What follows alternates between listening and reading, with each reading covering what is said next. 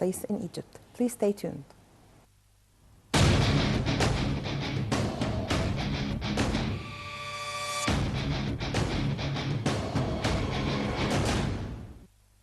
Welcome back. President Abdel Fattah al-Sisi discussed in Abu Dhabi with His Highness Sheikh Mohammed bin Zayed, Crown Prince of Abu Dhabi and Deputy of the United Arab Emirates Armed Forces, a means of boosting bilateral relations as well as regional and international developments. The details in the following report. The United Arab Emirates have stressed the importance of building an Arab strategy to confront challenges and exert efforts to keep security and stability in the region. Sheikh Mohammed bin Zayed Al Nahyan, Crown Prince of Abu Dhabi and Deputy Supreme Commander of the UAE Armed Forces, received President Abdel Fattah al-Sisi, who was on a two-day visit to the United Arab Emirates, during which he attended the country's 45th National Day anniversary celebrations. Sheikh Mohammed said that the UAE is constantly working to strengthen its deep-rooted ties with Egypt, the foundation of which was laid by late Sheikh bin Sultan Al Nahyan on the principles of fraternity, cooperation and coordination on both bilateral and Arab issues. He stressed the importance of growing such vital strategic relations at all levels and wished the Egyptian people further progress and prosperity. El-Sisi praised the tremendous progress made by the UAE, saying the country had become a model for other Arab nations in terms of achieving comprehensive development. He wished the government and the people of the UAE further progress. He also applauded the UAE's constructive role in support of Arab issues, especially those related to security, stability and development. The President said it is vital for Egypt to continue developing bilateral ties with the UAE in all domains, adding that the current phase requires strengthening Arab solidarity to enable Arab world to address all challenges ahead. The meeting also reviewed regional and international developments and topics of mutual interest.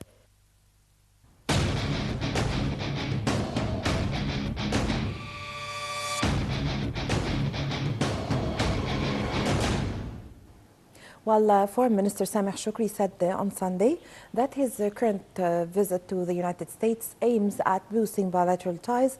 He said that the meetings he had with the congressmen reflected full awareness of special ties between Egypt and the United States. Shoukry met with a number of senior U.S. officials during his visit, including head of the Military Service Committee of the U.S. House of Representatives, John McCain, a top Democrat in the Senate Armed Services Committee, Senator Jack Reed, and the head of the Middle East Subcommittee of the U.S. House of Representatives. In his statement on television, said that the visit comes within the framework of boosting ties with the successive U.S. administrations.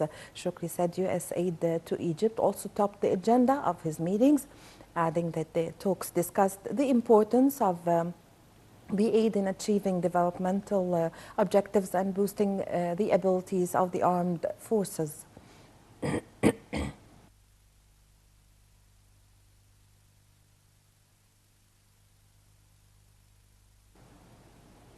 Minister of International Cooperation Sahar Nasr signed 3 cooperation deals with head of the Kuwaiti Fund of Development Abdul Wahab Al Badr. The deals are worth $135 billion, include 2 grants, one for the support of Syrian refugees and the second is for founding a solar power station with 1,000 megawatt production capacity. The deals also secured the financing of the seawater salination station in eastern Port Said. Details in the following.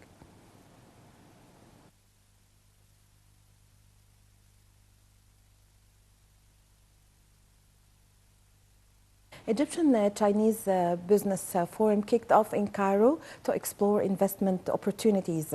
50 CEOs, China's largest companies, attended the forum to discuss larger investments in Egypt, saying the country's market is large and ripe for growth. Details in the following report.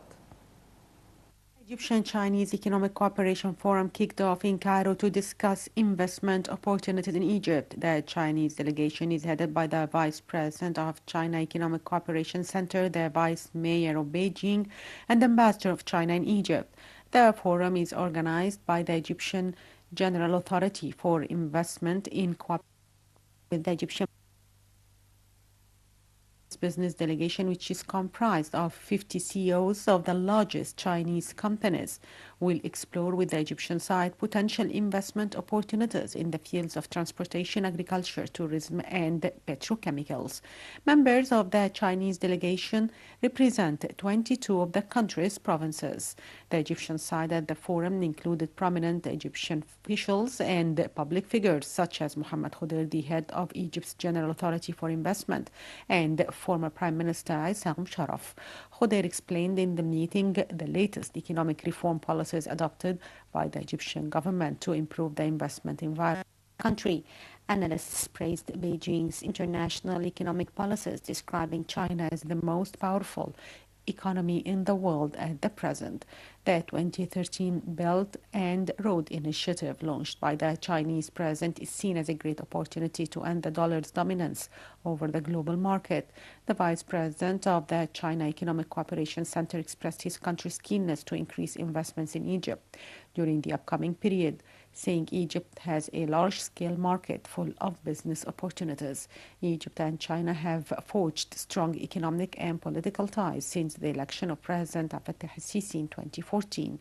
The Chinese official highlighted during discussions at the forum the participation of major Chinese companies in the execution of mega projects in Egypt, such as the new administrative capital, the 1.5 million Feddan agricultural reclamation project, as well as the Suez Canal Access Development Project. There are 1,300 Chinese companies currently operating with nearly $500 million worth of investments.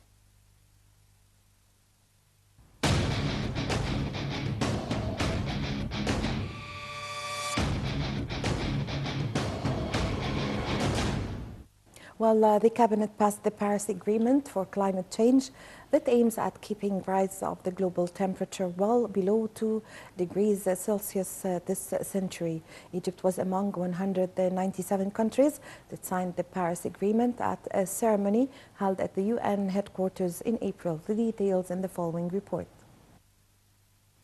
The cabinet passed the Paris Agreement for climate change, which still needs parliamentary review to be entered into force. Senior advisor to the Ministry of Environment, Hussein Abaza, said the step is considered an important milestone. The agreement was initiated in December 2015. It urges UN member states to take part in the global response to the threat of climate change by keeping rise of temperature well below 2 degrees Celsius this century. The agreement also underlines responsibility sharing from developed to developing countries in terms of providing needed funding, technology transfer, as well as capacity building. Egypt was among the countries who have not ratified the agreement since its issuance in Paris last year. However, Egypt is regarded as one of the most vulnerable countries to the impacts of climate change. Minister of Environment Khalid Fahmy said in a press conference on the sidelines of the COP22, the climate change conference held in Morocco in mid-November, that the ratification process is lengthy given that the parliament is currently busy reviewing bills. In order to fully utilize the benefits of the agreement, Egypt needs to begin with modifying its nationally determined contributions to a more informative strategy. The Paris Agreement had urged member states to propose NDCs outlining endeavors and needs to reach the goal of the Paris Agreement with regard to national conditions. Egypt submitted NDCs, but it is yet to detail its strategy, data and figures. Abaza said that Egypt will have to work on adaptation and mitigation strategies for its energy mix and use the current funding resources to materialize its development plans instead of waiting for new funding flows. Egypt was among 197 countries that signed the Paris Agreement on climate change at a ceremony held at the UN headquarters in April. Parties that ratified will commit to a long-term goal of keeping the increase in global average temperatures to well below 2 degrees Celsius above pre-industrial levels. It will aim to limit the increase to 1.5 degrees Celsius. According to rules, the pact won't be put into legal effect until it is formally ratified by 55 nations that contribute a total of at least 55% of global emissions. The 55-country requirement has already been fulfilled.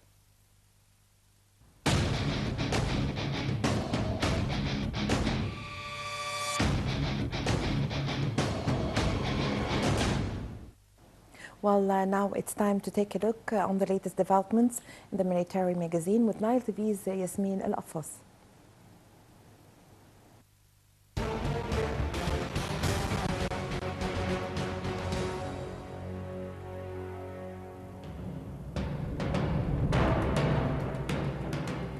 Egypt and Jordan began joint military drills entitled Aqaba 2016 in southern Jordan on Monday and will continue until the 25th of November. Egypt's military spokesman said that Egyptian naval, ground, and special army forces are participating in the drills. The training includes lectures on launching joint missions and field trainings on conventional and non-traditional theories to develop operational readiness and share experiences with the Jordanian armed forces. Egypt has carried out 30 joint military exercises in the year 2016, partnering with 20 different Arab and African countries, as well as European countries including France and Russia.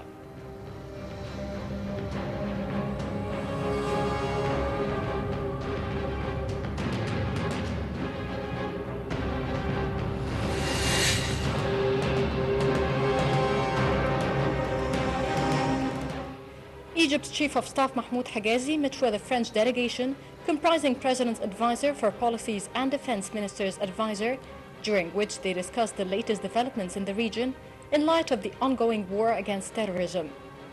Hagazi and the French delegation exchanged views on the recent conditions in the regional and international arenas.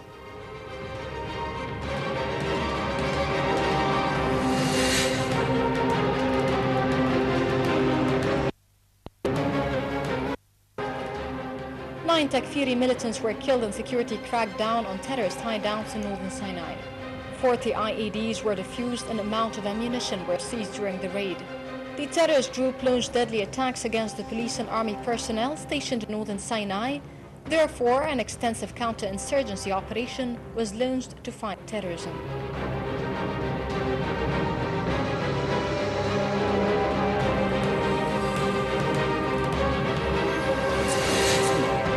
توقيع الميثاق العسكري بين مصر والسعودية فقد وصل إلى دار الرئاسة صاحب السمو الملكي الأمير فيصل ابن سعود ولي عهد المملكة العربية السعودية حينذاك، وذلك لحضور الاحتفال الرسمي لتوثيق الاتفاق العسكري الرسمي المشترك بين المملكة العربية السعودية والجمهورية العربية المتحدة.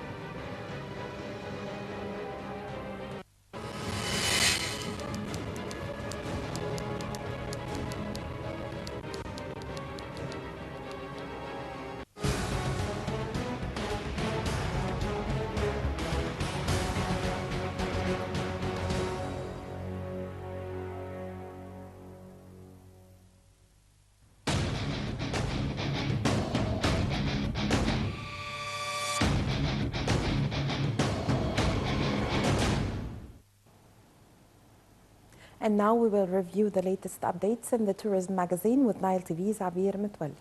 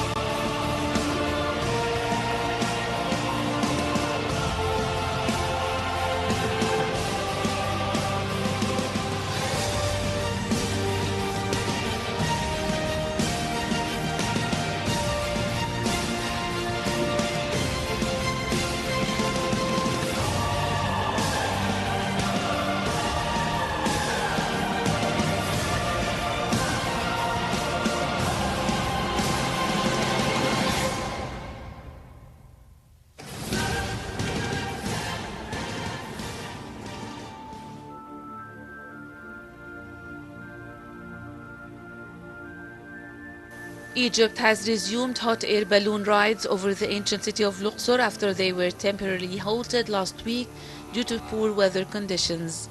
Ahmed Aboud, the head of hot air balloon operations in Luxor, said that the 4-day suspension was in accordance with newly placed regulations. Authorities have adopted a range of measures for balloon operations ahead of an 8-day international ballooning festival due to be hosted in December.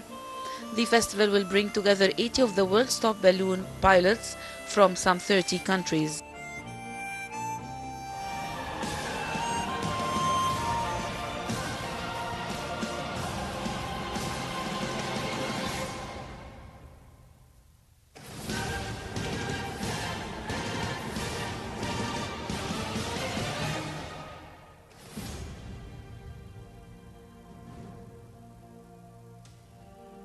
Egypt's government has decided to hire private companies to manage, maintain, and secure the area around the pyramids of Giza, the Middle East news agency MENA reported.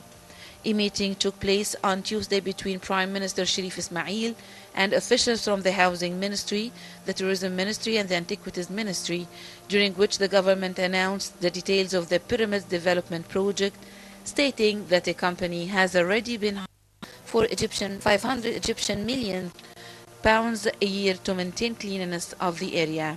Another company has been hired for security, and the third will be chosen for management.